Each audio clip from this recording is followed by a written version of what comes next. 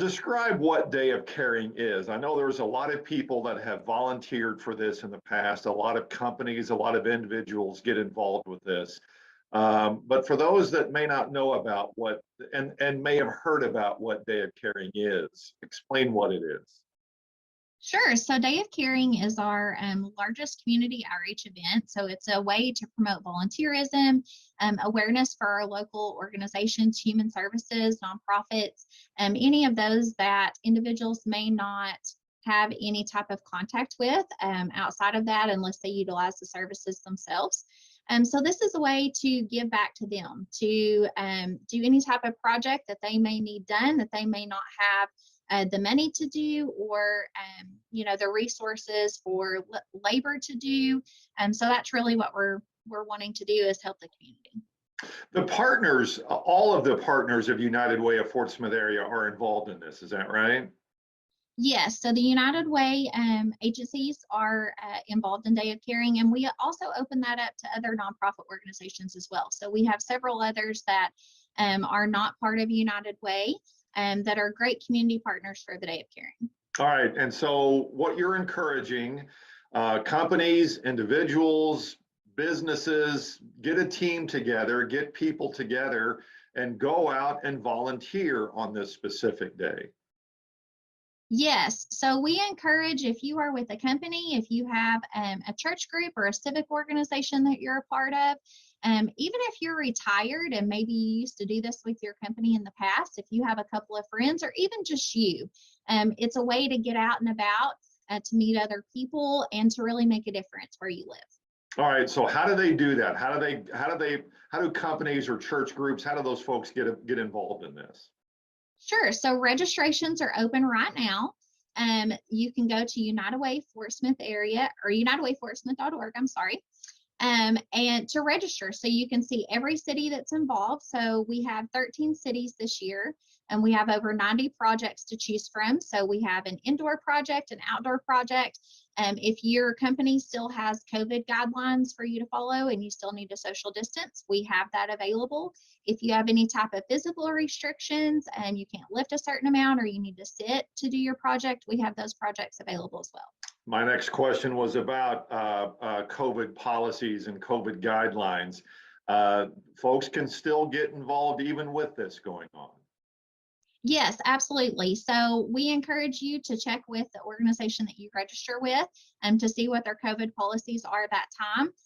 Most of our organizations have lifted that for the most part, but you're more than welcome to wear a mask if you still feel comfortable doing that. So there is a way to give back, even if COVID is still prevalent at that time. The day of, the morning of, I should say, is really a special time for everybody. Yes, so we have our kickoff breakfast. This is one of the most fun events. You participated several years for that. We serve volunteers breakfast if they want to come out. So at 8 a.m. at the Riverfront Amphitheater again this year, we'll be meeting there. We'll have a short program and kind of a rally for our volunteers, just a way to thank them for giving back and for helping support United Way and all of our organizations. If you're in the Boonville area, First Western Bank has also provided a breakfast at 8 a.m. there. And then if you're in the Ozark area, the Ozark Area Youth Organization will be providing lunch. All right, and when we talk about these projects, you said you mentioned quite a few of them. Yes. It ranges from picking up a paintbrush to raking leaves. Yes, it really is anything you can think of. So we have some that are cooking projects, and we have some that are organizing, filling envelopes with mailers. We have some that are picking up trash, painting, landscaping, just about anything you can think of. If you have a strength that you're a good painter, or you're good at landscaping, or you're good at trimming bushes, or whatever that may be, you can use that and really, enjoy that by giving back to that organization. How much does this help these organizations? So last year we had about 600 volunteers and about 85 projects, and we've already surpassed that this year. But last year, with the volunteer hour rate, we had over $100,000 community impact just in that one day.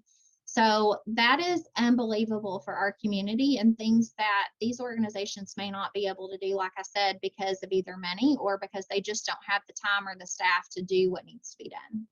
It's almost like they need to do this more than one day. Yes, yeah. That, I mean, if you could do it in the spring and the fall, that would probably be ideal. Everyone could get, fall preparation done and spring cleaning. What's interesting about this, and we've talked about this in the past, there'll be a volunteer that will go to a specific agency. They have no idea what goes on there when they get there. By the time they leave, they know everything about it. Yes, it really is a great way to see what is in your community. Like I said, you can volunteer in your own city where you live. It doesn't have to be in Fort Smith or where you work. And it's a great way to see what services they offer, meet their clients if possible. And it's a good way to get connected for the long term. So my first introduction to United Way was when I actually worked for a local bank, and I participated in Day of Caring many years before ever coming to work for United Way.